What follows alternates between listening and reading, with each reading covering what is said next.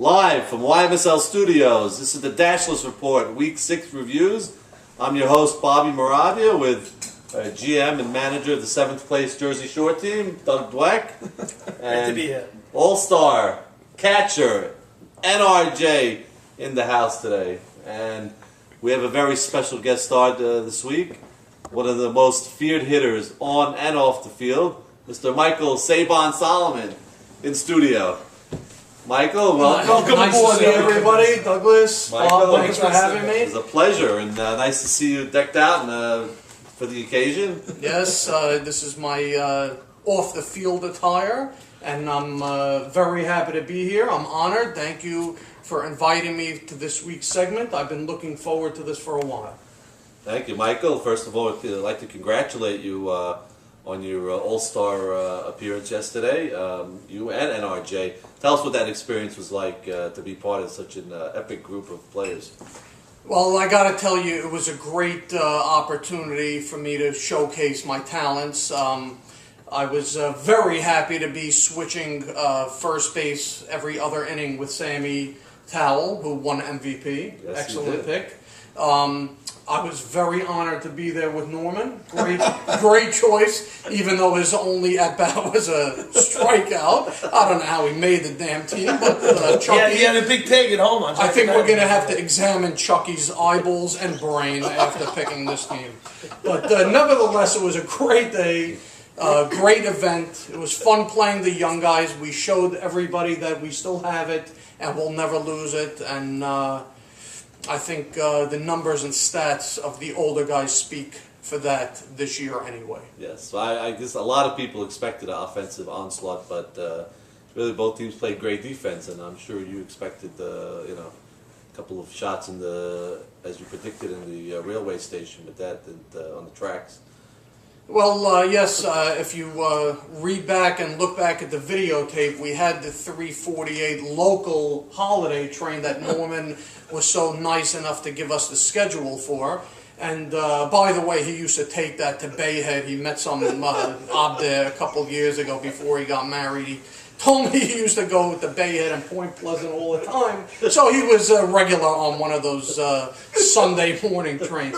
But yes, it was, again, a wonderful event. Douglas was, I believe, one of the co-captain. Coaches, coach third, coach first. Anything to get a T-shirt. Had nothing to do with having Norman come out of the game before or after the K, but that was another situation. Now, Norman, let's get to you first of all. Yes. I mean, who would have thought on March 14th draft day, the 11th round comes and Maurice picks NRJ that we'd be talking about an All-Star appearance? Yeah, You had to be shocked. Not me. I would not have thought that. You and 99 other players. I was shocked. Maybe there's no other catchers over 25. I don't know. Stevie Coleman maybe wasn't available. I guess they saw that I was batting 750 in my last 4 at-bats, wanted to play the hot hand. But it was a great game. Thank God we had this thing of switching the innings, so Sammy Towell came up in that big spot and not our other first baseman. Thank God we had the right guy up at that time to win the game for us. And it was an honor to be there. And You had a big tag at home.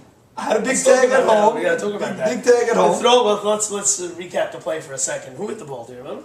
Was it Jacobati was the runner. Yeah, Jacobati tried to score from first. Right. I forgot who hit the shot. It was a line drive down the left field line, and Nathan Towell just jumped out at the ball and knocked it down. If it got past him, it would have been a home run. But he got up and he threw the balls home, a little bit offline, to the one run scored. Yeah, right, one run scored, which is how they scored their run. Right. And that runner started on second base. Jacobati started covering from first. Right. The throw was a little up the line, so I went up the line to get it. And Jacobati smartly tried to slide on the inside of the plate. Right. And it was a bang play. Right. You dove out at him, and I don't think you hit the plate and you tagged him. Right. And who would have thought that would have been a big run in the game? So. It was like the top of the first, Yeah, the bottom of the first. Right. So it looked like it would be a high-scoring game. Little did we know it would be 2-1 9 innings later. And it was 1-0 till the maybe 5th or 6th inning, until Sammy got the hit. Yeah, throughout hit.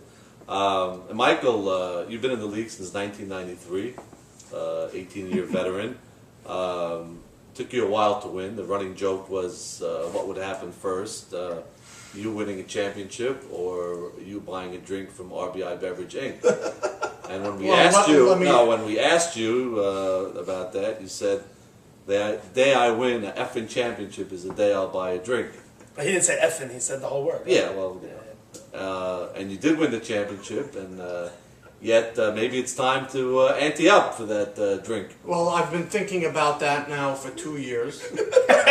And the truth of the matter is, due to my religious nature, I was never one to drink unkosher beverages. Oh. Right. Right, of course. And now that I am well aware of RBI's beautiful kosher Gatorade, I have a special $2 allotment that I'm giving you guys. Guys, get it, make sure the cameras roll. Allotment. Rolling camera. Look at the bent and crumpled $2. Let's make sure they're real. They've been in my pocket since 2 years ago when I won the championship, and I've been meaning to give this to RBI for one of these wonderful kosher Gatorades, and here you go. There you are. Nice. The last official player in the YMSL to buy a beverage.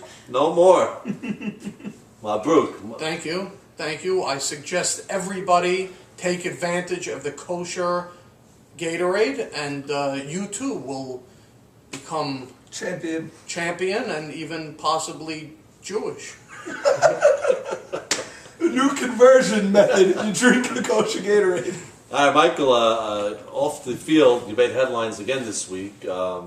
Nothing new, but we have a Page 6 affiliate here, affiliated with TMZ also. And they saw you out and about in Seabright on Saturday night, and a little controversy at the restaurant. Why don't you tell us your version of exactly what happened? Well, I mean, first of all, a special happy birthday to my dear friend Sali Shahabar. He's 37. Looks like he's about 47, but he's 37. But yet he has a lovely, young, beautiful bride, so she's keeping him look somewhat young.